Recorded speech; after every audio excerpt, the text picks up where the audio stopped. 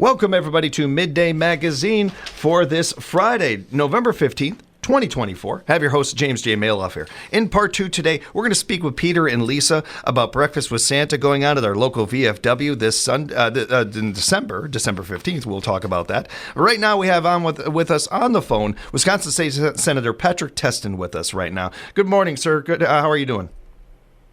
I'm doing great, James. How about yourself? Doing all right. Getting my bearings here a little bit, actually. It's been a little bit of a busy week here. And you know what I'm talking about because it's been a pretty busy couple weeks for you, too. Yes, it has. And regardless of how people feel how things turned out, I think everyone's breathing a sigh of relief that everyone's favorite season in Wisconsin is over. Election season's over. The ads are gone. No more mailers. And now we can look forward to the next session and roll up our sleeves and getting back to work.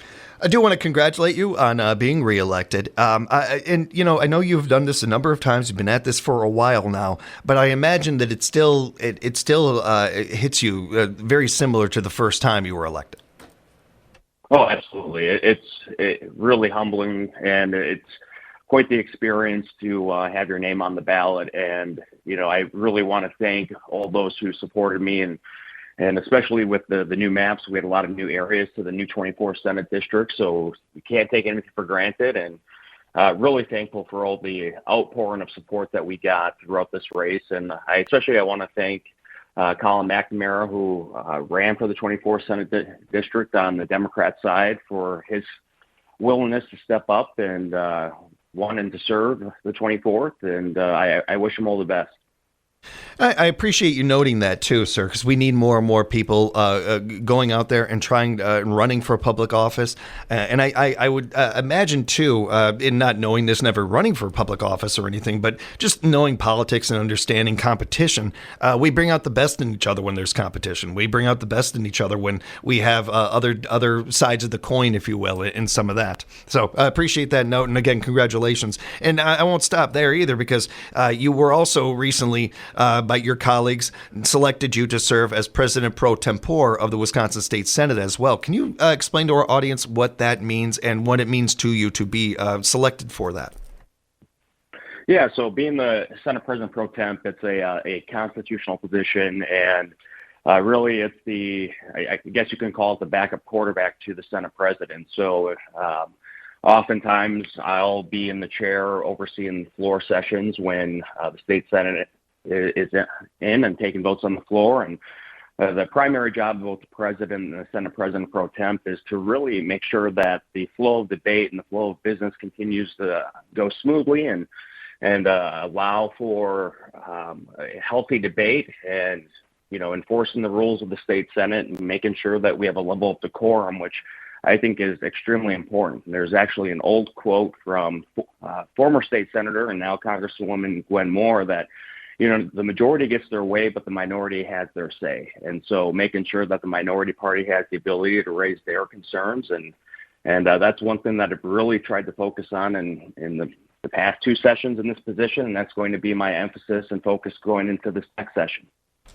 And let's go ahead and lead right into that. What are your goals, the things you hope to accomplish in this term? Well, I'm hoping to once again be on the Joint Finance Committee. There's a strong likelihood that I'm going to be the vice chair of the Joint Finance Committee. So as we get ready for the next state budget, there's going to be a lot of things that we need to address. And first and foremost, we're looking at a roughly $4 to $4.5 billion surplus and trying to manage that the best that we can and making sure that state government lives within its means, and that we're doing what we can to help those individuals who have really been struggling over the last few years. And I think the best way to do that is through tax relief. And then outside of that, there has been legislation that I have been extremely adamant about getting signed into law that unfortunately we've been at sort of a loggerhead with the governor's office, which deals with our advanced practice registered nurses, allowing them to operate at the highest level of their scope of practice. And so I think one thing I'm really hoping for, James, is, now that the dust is settled and the campaigns are over, I really hope that we can strike a new tone and tenor with the Evers administration. And I'll be the first to admit that the relationship between the legislature and the governor have oftentimes been tense, but I think this is a great opportunity for us to kind of recalibrate and hopefully have more of a dialogue, which hasn't necessarily been there in the past. And of course, that cuts both ways. It's a two-way street. But I do think there are areas where hopefully with leadership in both houses, we'll be able to sit down and have conversations with the governor and see where we can find areas of agreement and hopefully build on that and get some things done for the state.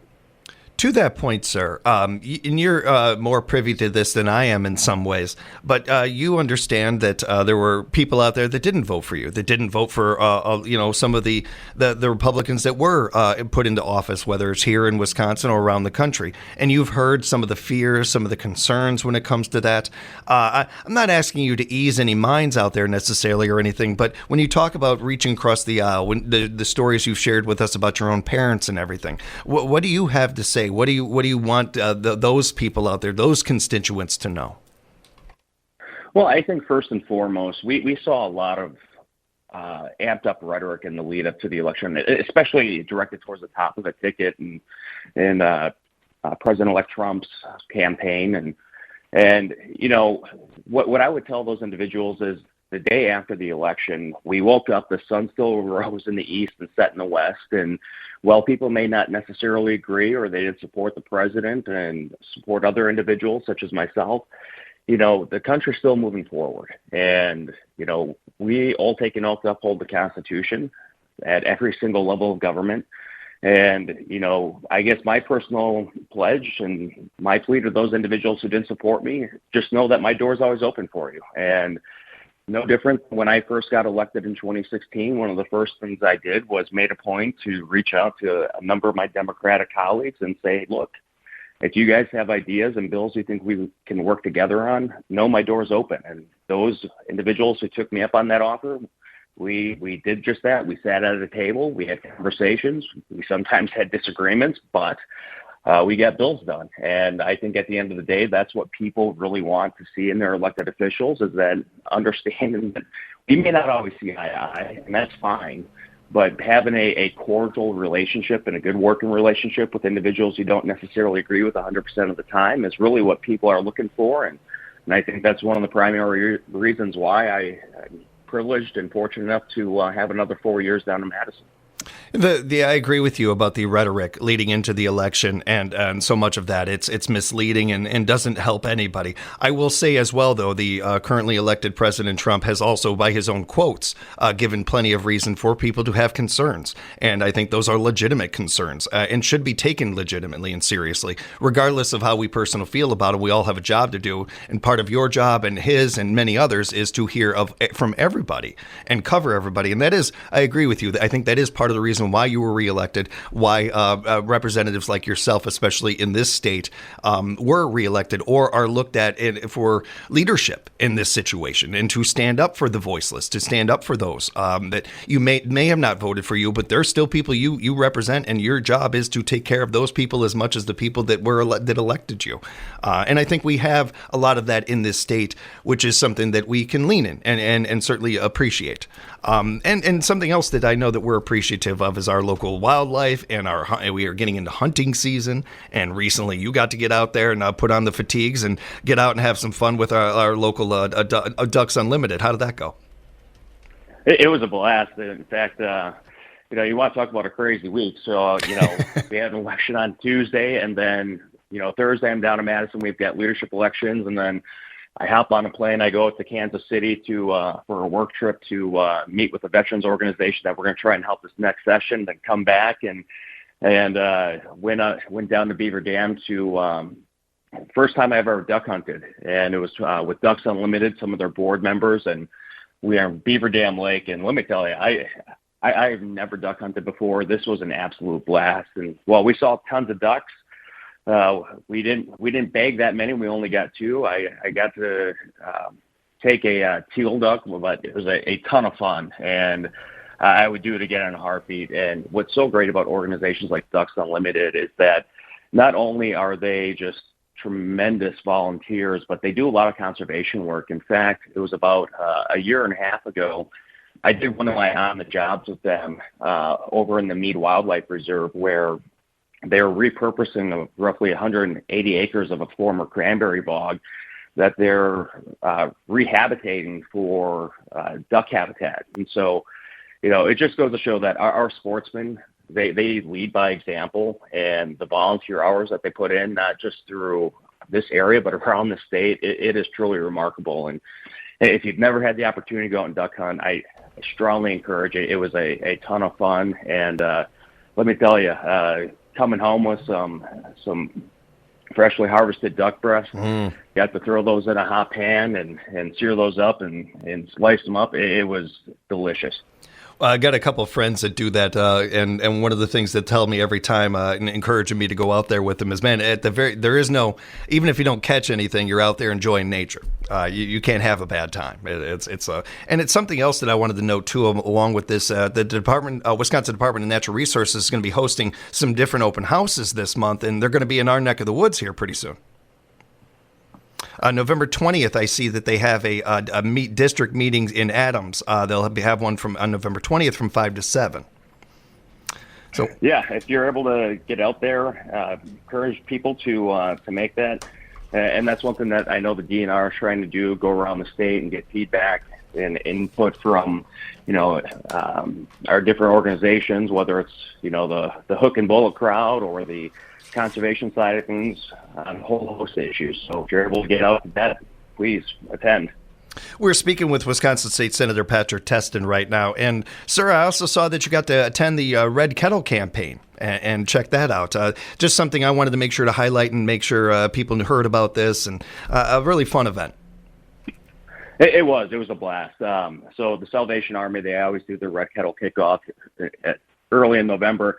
Although this year is actually the day after the election, so I think I was operating on about maybe 2 or 3 hours of sleep. So I can't say I got an A+ for my remarks that day. But, it was so great to see, because we had folks from municipal leaders from the city of Stevens Point, the village of Plover.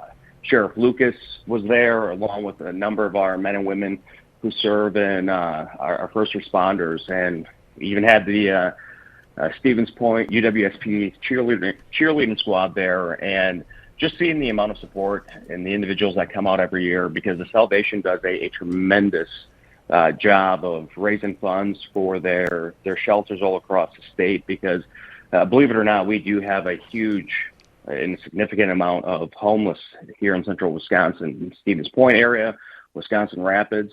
And, the funds that they raise between now and through the end of the year go to help these shelters and help their operations and help those who are most need to get back on their feet.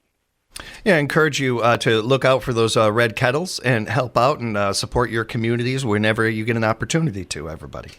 Definitely wanted to touch on this too, sir, because I know with along all these things, and you've had a very, very busy couple of months here leading into this, so you probably haven't been able to do as much of, but you mentioned the On the Job series. Are you looking to get back into that here in the next couple of weeks or months?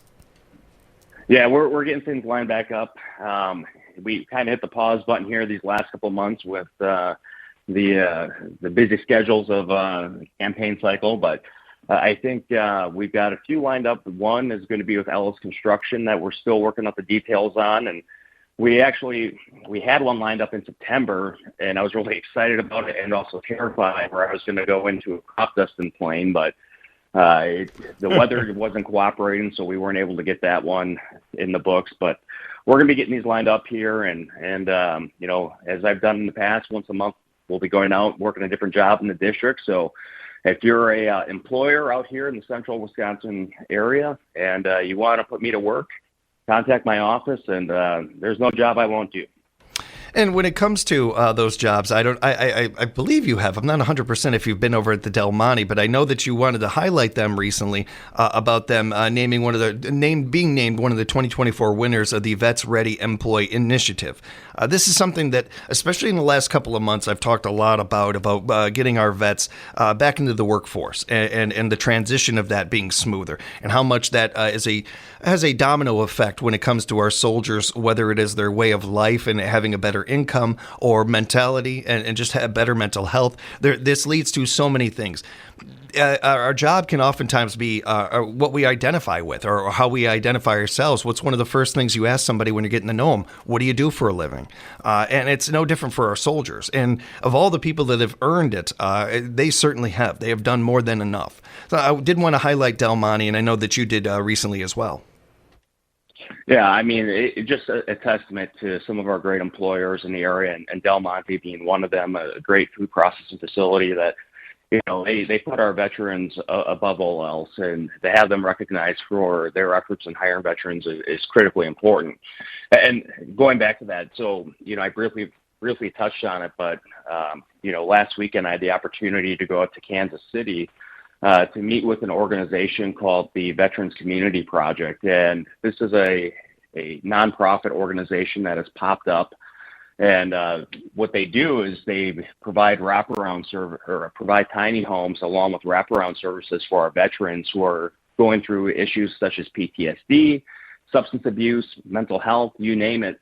And where they've been implemented in places like Kansas City, Maricopa County down in Arizona, and hopefully here in Wisconsin in the near future, if we can get them some support in the next state budget, is that their success rates are far beyond better than anything that the VA has to offer currently. And so I'm really excited. We heard a lot of great testimonies at their open house when I was down there in KC last weekend.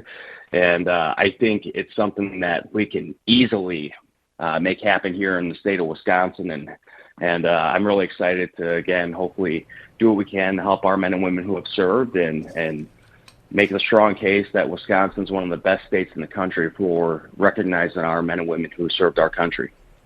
There is certainly work to be done, and we need you out there working at it like all your colleagues and everything. But with the election being over and with it being more of that gray area time where there is a transition going on, I'm curious, what are you looking forward to doing that doesn't have to do with anything with politics? Hunting, sitting back and watching your favorite TV show, whatever it is. What are you looking forward to? Maybe this weekend even. Well, I can tell you I'm looking forward to getting out in the woods next weekend for the opening of gun deer season. I hunt up in Lincoln County with my dad and a couple of his friends on some land that they own, and obviously, we still got football. So, yeah, wow. Hoping for some good games this weekend, and really hoping that Bucky can turn it around and the Badgers can bring home the axe. So that's going to be what's on my to-do list. Those are all really good. I had sleep number one on there. I had I imagine that you haven't been able to sleep very much in the last couple of months. I've been pretty busy, but yeah, that's a good one. Those are all good ones, sir. Appreciate it. And I appreciate the conversation. If people have follow-up questions, they'd like to know more or maybe bring some things to light, whatever it might be, how can they reach you? Yeah, if anyone needs to get in touch with my office, and especially right now is, even though this is sort of considered the downtime, there's still a lot of action here for the legislative session, especially with budget. So this is really the opportunity to be in contact with your elected officials in Madison, myself included. So if you need to get in touch, you got ideas, thoughts, concerns, reach out to my office. My number is 608-266-3123. You can shoot us an email at sen.testin@legis.wi.gov. And, of course, follow us on social media. Drop us a line. And like I tell people all the time, if you need to meet with me in person, I got no issues with that. I'm like an old-school doctor. I make house calls. And sir, just wrapping up, I did want to tell you, and we've talked about this before in our on air and off air. I had a listener tell me a couple of days before the election how much they appreciated our conversation, our talk, and I know how much I appreciate it. I know you and I have been able to do this for a while now. I just want to thank you again for the conversation, putting up with my questions, and having some fun with us at the same time. Thanks a lot for the time. Oh, likewise. And I always enjoy our conversations and look forward to it every month. We'll talk again next month. You safe travels out there, and we'll talk again soon. Sounds good. Thank you. State Senator Patrick Testin joining us right now. He'll be back with us next month, everybody. And we'll have more Midday Magazine coming up for you right here at 97.5 FM, 1320 AM, WFHR. We are locally grown radio.